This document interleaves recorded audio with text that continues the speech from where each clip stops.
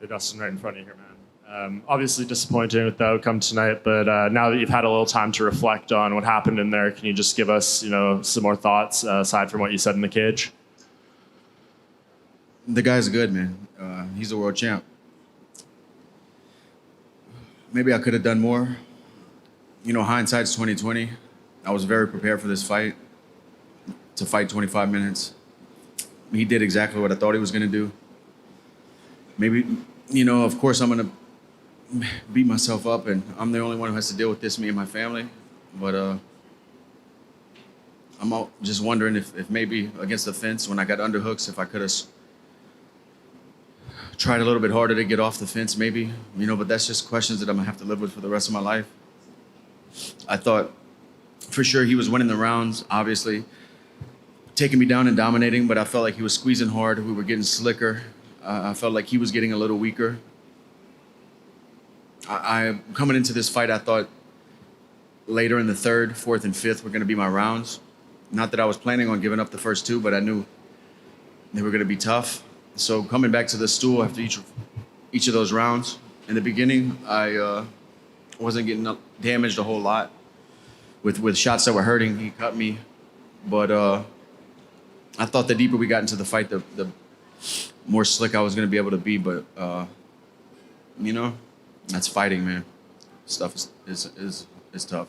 Yeah, and it seems like you got him with a couple good shots in the second round, and then that guillotine seemed pretty deep. How close did you feel you were in those two moments? The guillotine was really deep.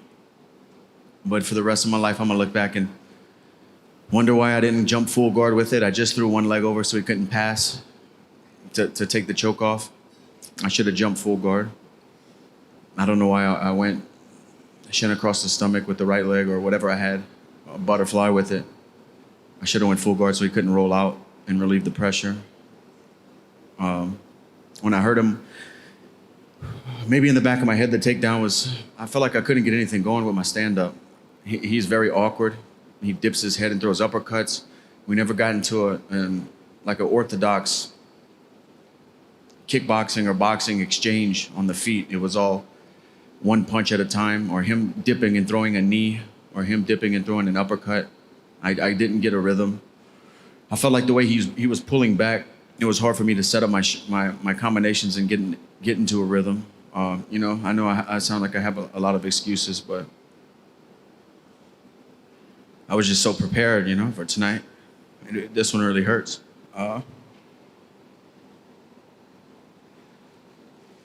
And I know it's probably not what's on the top of your mind right now, but Khabib did say after the fight he was going to donate to your charity. And then I don't know if you heard Dana when you're in the back there, he said he's going to match whatever Khabib contributes. What does that mean to you?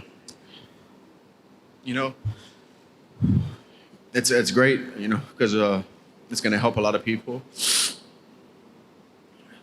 We're building a water well in Uganda, so that I'm sure with the memorabilia sold, we're going to reach the goal and build a solar power water well with a tower for the pygmy people in orphanage and school in Uganda. So I'm proud of that, But I wanted to leave tonight the world champ and just let myself down, man. But I appreciate them, helping out the charity. It's been growing, and I'm very grateful for that. Dustin, over here. I was wondering if the heat affected your cardio at all. Did you feel it in the arena? A lot of fighters were complaining about how hot it was. No, it didn't. I felt good. You seemed to wobble Khabib in the second round. Did you think you could potentially finish him at that point in the second round? Yeah, I knew I had him hurt. He does a really good job of keeping a good poker face and not acting like he's hurt, but I saw his legs go. I had trouble landing my shots. I was worried about his takedown. I started throwing a lot of looping shots, not being slick and setting up combinations. And the shot that I hurt him with, I believe I threw a jab cross and switch stance. That way I can still be in range with power shots when he pulled back. And I threw a right straight from an orthodox stance that clipped him and hurt him. He circled well, had a good poker face. I didn't go crazy like I usually do. I kind of pulled back after I threw a couple looping shots that missed.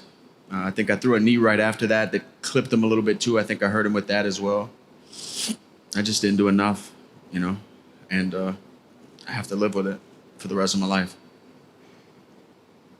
Just going back on the charity work, Dana White actually just said that he would match what Khabib gets for the fight gear that he was wearing tonight. Does that, what's your take on that?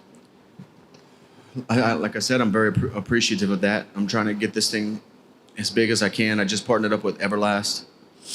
We're launching a campaign together with the Good Fight Foundation and Everlast. We're going to be the official charity of Everlast, and that's worldwide. So I think we're going to do some great things with that. I have a lot of good things going. I'm just trying to do as much as I can and help as many people as I can, with these fights. I built a pretty good life for me and my family through this, and I'm just trying to do as much as I can with it. Dustin Poirier, this is Shadi Unleashed, Alan TV. You finished Justin Gaethje, you finished Anthony Pettis, Eddie Alvarez. I'll tell you a bad motherfucker. Do you think you'd be interested in fighting next, Masvidal versus Nate Diaz? If I'd be what? Would you be interested in fighting next, Masvidal and Nate Diaz? It's the BMF belt, so you're a BMF, so. George is a buddy of mine. I don't sell out like fucking Kobe Covington and talk bad about people who I roll with. No, George is a buddy of mine. I won't fight him. He's a training partner. He's a good guy. If anything, I'll go out to Florida and help him for that fight. Hi, to your left, Alex Cornwall from Reuters. Once you, I guess, take some time off down the road, what happens next in your career? Man, it's tough to say right now. This was my 41st fight tonight. I'm only 30 years old. I've just been through so much in my fighting career. It's like, I don't know what's next, I thought, honestly, the last 10 weeks of training camp and preparing for this fight, I thought the stars were aligning and I thought this was my night, I thought this was like destiny, but I don't want to just keep crying up here in front of you guys, man, but this just means a lot to me. And, to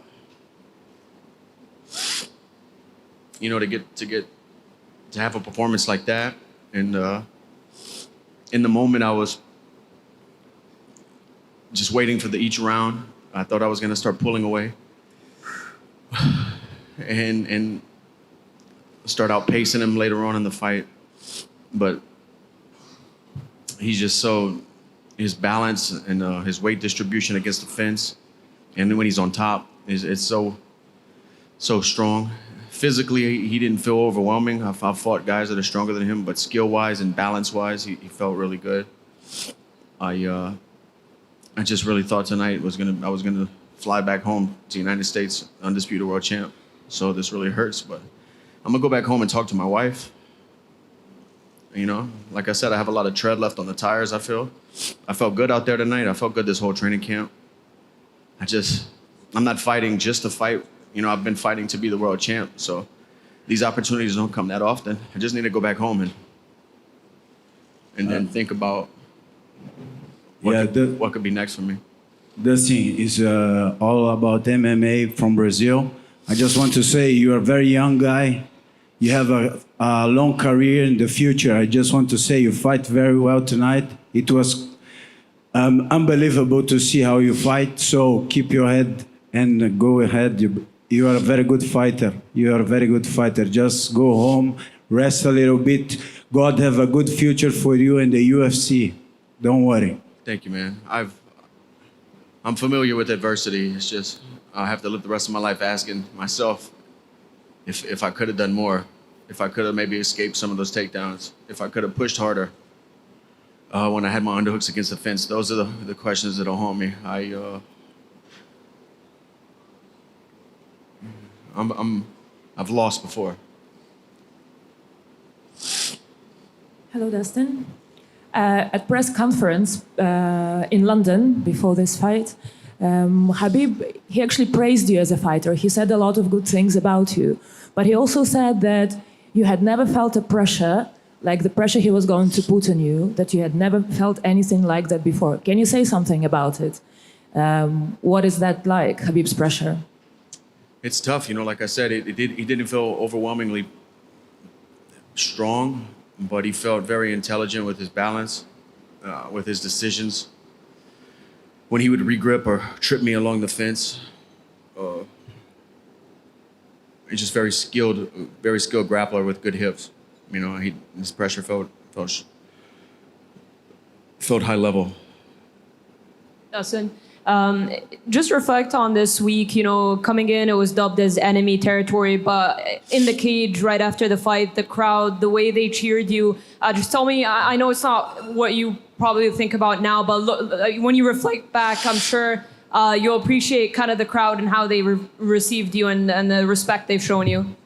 Yeah, I want to apologize to anybody who I offended by saying I was coming into enemy territory. It was the complete opposite. This is the smoothest, most welcoming fight week I've ever had in my career. And I fought cities all over, different countries. And Abu Dhabi was amazing. The people were great. Everywhere I went, the service was great. It was one of the best, you know, which added to me thinking that it was all coming together tonight. It was the best week I've had in preparing for a fight, the best weight cut, you know. I have no excuses. You know, Khabib is a world champ.